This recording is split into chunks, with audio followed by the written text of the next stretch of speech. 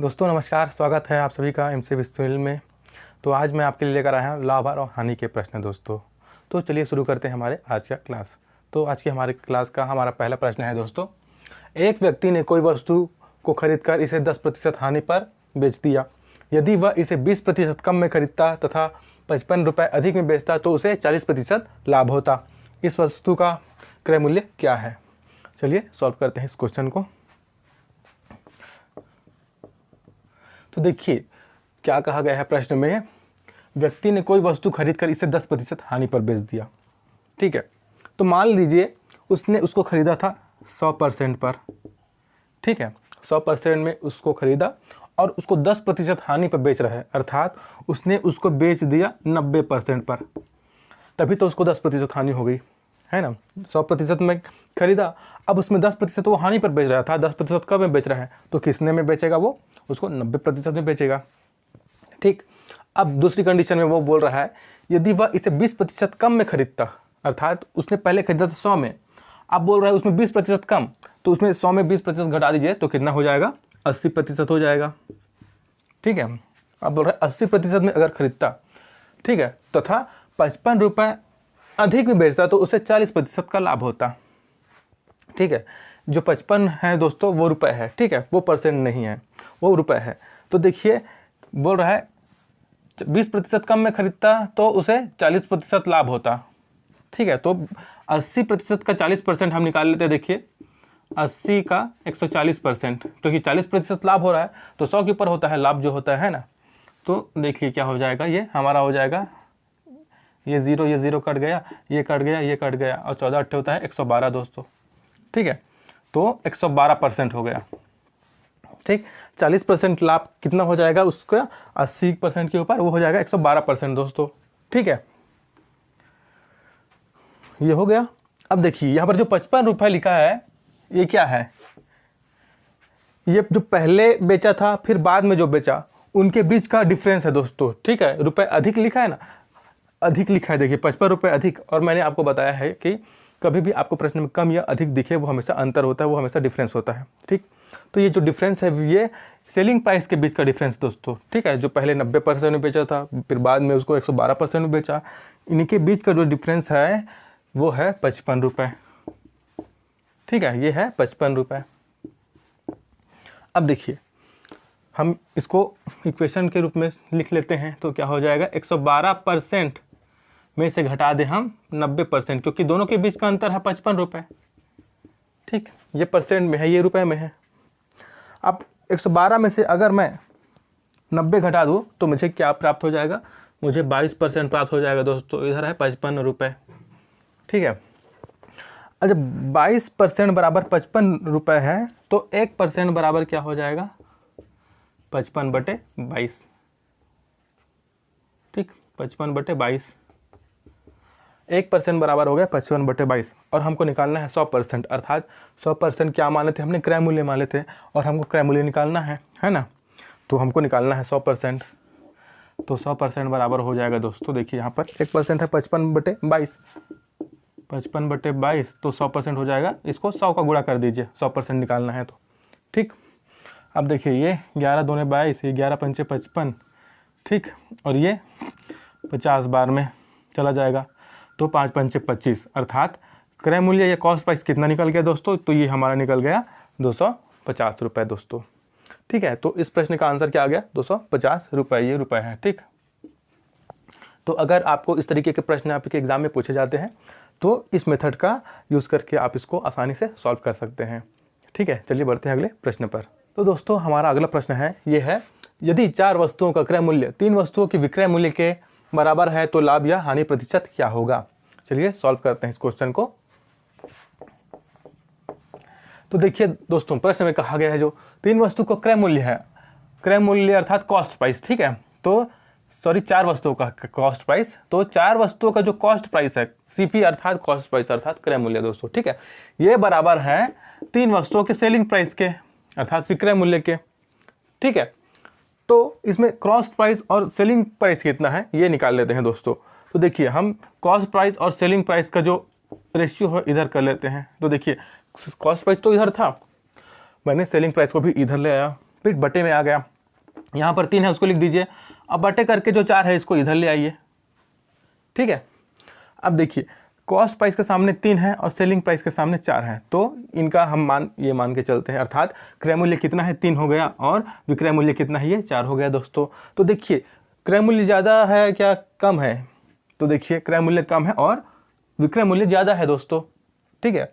विक्रय मूल्य 4 है और क्रय मूल्य 3 है, अर्थात इस कंडीशन में प्रॉफिट होगा, क्योंकि जब क्रय मूल्य कम होता है विक्रय मूल्य ज़्यादा होता है तो हमेशा प्रॉफिट होता है। अगर क्रय मूल्य अधिक है और विक्रय मूल्य कम है तब हमें लॉस होता है। तो इस प्रश्न में इसको देख करके हम ये कह सकते हैं कि इस प्रश्न में हमें प्रॉफिट हो रहा है, ठीक है। प्रॉफिट कितने का हो रहा है दोस्तों, तो निकाल लेते हैं। देखिए प्रॉफिट हम निकालते हैं या लाभ निकालते हैं, अगर हम विक्रय मूल्य में से क्रय मूल्य को घटा दें तो देखिए विक्रय मूल्य कितना है 4 है, इसमें से घटा देते हैं हम क्रय मूल्य जो कि 3 है, तो प्रॉफिट हमें कितने का हो रहा है दोस्तों 1 का हो रहा है, ठीक है। प्रॉफिट हमें 1 रुपये का हो रहा है, ठीक है। अगर 3 रुपया कॉस्ट प्राइस है, सेलिंग प्राइस 4 रुपये है, तो हमारा प्रॉफिट कितना हो गया 1 रुपये का हो रहा है, ठीक।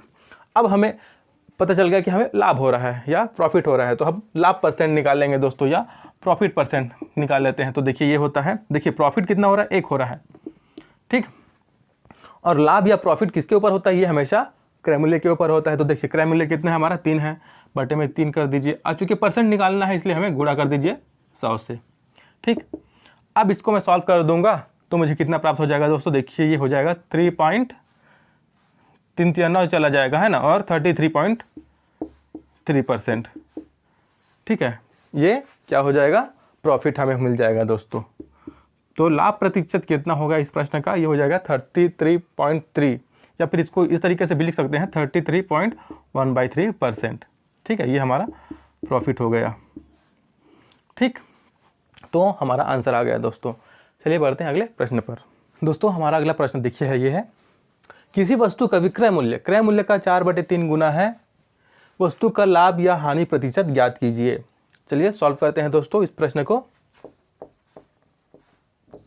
तो देखिए प्रश्न में दिया गया है जो विक्रय मूल्य है दोस्तों, विक्रय मूल्य वो है 4/3 गुना, 4/3 गुना है किसका, क्रय मूल्य का है दोस्तों, ठीक है, क्रय मूल्य का है।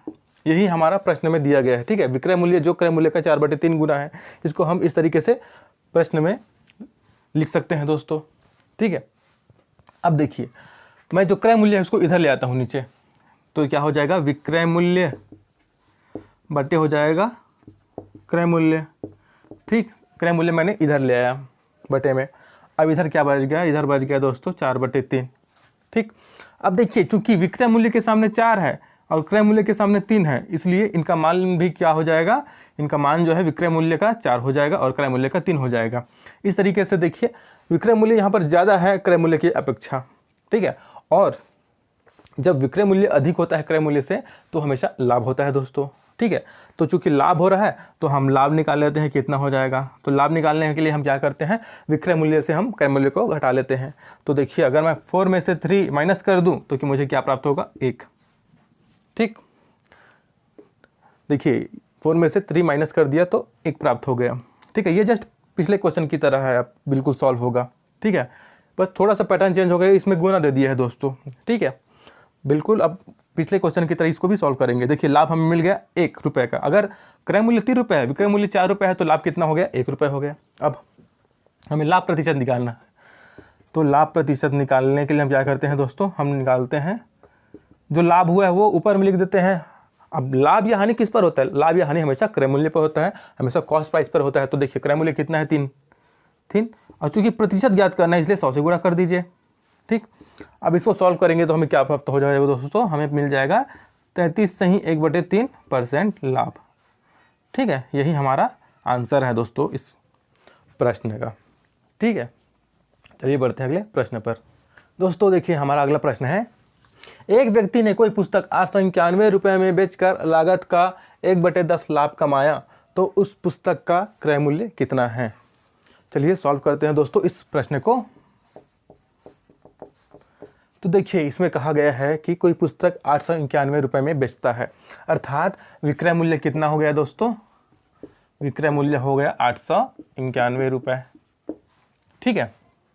अब ₹891 में बेचकर लागत का 1/10 लाभ कमाया। लागत अर्थात क्रय मूल्य, ठीक है। तो लाभ कितना कमा रहा है दोस्तों? लाभ कमा रहा है 1/10 किसका? क्रय मूल्य का, ठीक है। क्रय मूल्य का 1/10 लाभ कमा रहा है, ठीक। अब देखिए लाभ इधर है, अब मैं क्रय मूल्य को इधर ले आता हूँ तो बटे में आ जाएगा क्रय मूल्य। अब इधर क्या बचा? 1/10। तो देखिए लाभ के सामने 1 है और क्रय मूल्य के सामने 10 है, ठीक है। तो इनका अनुपात क्या हो गया? अर्थात लाभ बराबर x हो गया दोस्तों, क्योंकि हम जो अनुपात में रहता है उसको x के गुणांक के रूप में लिख लेते हैं, है ना। और क्रय मूल्य क्या हो जाएगा दोस्तों? यहाँ पर 10x हो जाएगा, ठीक है। लाभ को हमने x मान लिया और क्रय मूल्य को हमने 10x मान लिया, ठीक। अब देखिए हमें लाभ दिया गया है, क्रय मूल्य दिया गया है और विक्रय मूल्य दिया गया है। तो हम जानते हैं लाभ बराबर क्या होता है? लाभ बराबर होता है दोस्तों विक्रय मूल्य माइनस क्रय मूल्य, ठीक। अब हम वैल्यूज रख देते हैं। तो देखिए लाभ कितना है? x है। विक्रय मूल्य देखिए कितना है? 891 है और क्रय मूल्य है दोस्तों 10x, ठीक है। अब हम पक्षांतर कर देंगे 10x का तो इधर आ जाएगा, ठीक है। पक्षांतर कर देते हैं तो x प्लस 10x हो जाएगा। देखिए ऋण चिन्ह है, ऋणात्मक है, जब उसका पक्षांतर होगा तो वो धनात्मक हो जाएगा। चिन्ह धन हो गया दोस्तों, ठीक है। अब इधर बचा क्या? 891। 10x और 1x को जोड़ दो तो मुझे मिल जाएगा 11x, ठीक है। इधर है 891, ठीक है दोस्तों। अब देखिए x का मान मुझे निकालना है तो मुझे क्या करना पड़ेगा? 891/11 करना पड़ेगा, ठीक। अब मैं इसको भाग दे देता हूँ तो क्या हो जाएगा? 11, 8 बार में ये चला जाएगा, फिर 1 बार में ये, ठीक। 11 88, 1 बचेगा तो 11 कम 11, अर्थात x का मान क्या निकल गया? x का मान निकल गया दोस्तों 81 या 81। अब हमें चूंकि इसमें क्रय मूल्य ज्ञात करना है तो x का मान हम देखिए क्रय मूल्य क्या है? 10x है तो उसमें लिख लेते हैं। क्रय मूल्य देखिए 10x है तो x का मान रख दीजिए यहाँ पर, तो 10 गुणा हो जाएगा 81 अर्थात 810 रुपये। तो इसमें क्रय मूल्य कितना निकल गया? क्रय मूल्य बराबर हो गया 810 रुपये दोस्तों, ठीक है।